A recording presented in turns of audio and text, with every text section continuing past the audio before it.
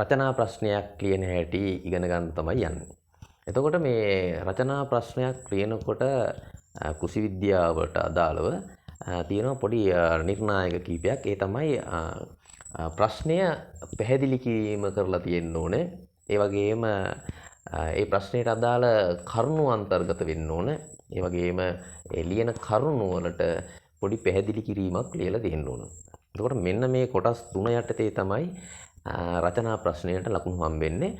නිකම් මම උදාහරණයකට වගේ කිව්වොත් එහෙම මේ ප්‍රශ්නය පැහැදිලි කිරීමට ලැබෙන ලකුණු ප්‍රමාණයත් ඒ වගේම කරුණු 7ක් හෝ 8ක් ලියලා තියෙනවා නම් සාමාන්‍ය පොදුවේ මේ කියන්නේ ලියලා තියෙනවා ඒකට ලැබෙන ලකුණු ප්‍රමාණයත් ඒ වගේම කරුණු විස්තර කරලා දෙනවට ලැබෙන ලකුණු ප්‍රමාණයත් බොහෝ විට ළඟ තමයි යන්නේ.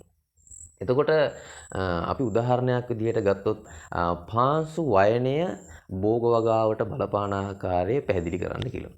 right? ඒ කියන්නේ පාංශු වයනය භෝග වගාවට බලපාන ආකාරය පැහැදිලි කරන්න කියලා රචනා ප්‍රශ්නයක් තියෙනවා. එතකොට කොහොමද මේ රචනාව ලියා ගන්න අපි කරුණු ටික පෙළගස්ව ගන්න කියලා බලමු. ඉස්සරලාම අපි කිව්වා මේ රචනා ප්‍රශ්නයට අදාළව ප්‍රශ්නේ පැහැදිලි කිරීම සිද්ධ කරන්න ඕන. මෙතන ප්‍රශ්නේ පැහැදිලි කරනවා කියලා බොහෝ විට කරන්නේ ඒකේ තියෙන උක්ත කරුණට නිර්වචනයක් ලියන එක. එතකොට මේකෙදී උක්ත කරුණ වෙන්නේ දැන් පාංශු වයනය භෝග වගාවට බලපාන ආකාරය. මොකද්ද බලපාන්නේ?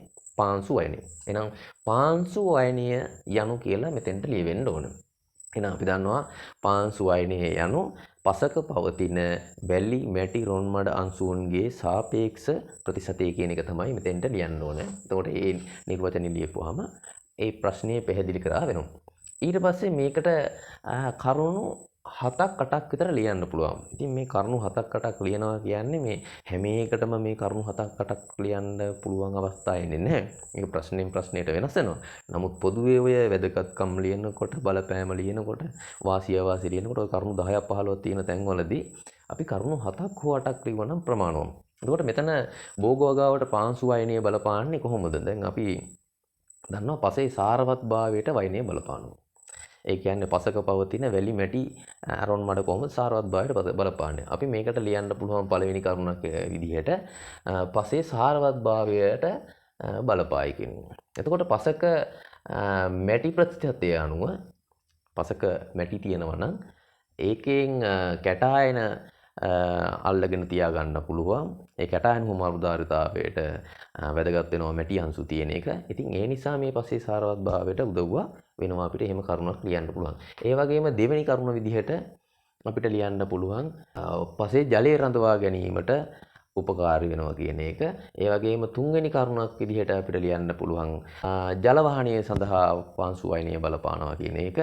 මේ වගේ කරුණු 7ක් හෝ 8ක් ලියලා අපි ඊට පස්සේ මේ හැම කරුණක්ම පැහැදිලි කිරීමක් සිද්ධ කරන්න ඕන. හැම කරුණක පැහැදිලි කිරීමක් තියෙන්න ඕන. ඒක තමයි අපි තුන්වෙනි අවස්ථාවෙන් බලන්නේ. ඒ කියන්නේ මෙතන අපි කියපු තුන්වෙනි අවස්ථාවට අනුව මෙන්න මේ ලියපු කරුණු පොඩි පැහැදිලි කිරීමක් අන්තර්ගත කරන්න ඕනේ. ඒ කියන්නේ අපි කලින් කීව පසේ සාරවත්භාවයට බලපායි කියලා. එහෙනම් ඒකට අදාළව කුඩා පැහැදිලි කිරීමක් ලියන්න ඕනේ.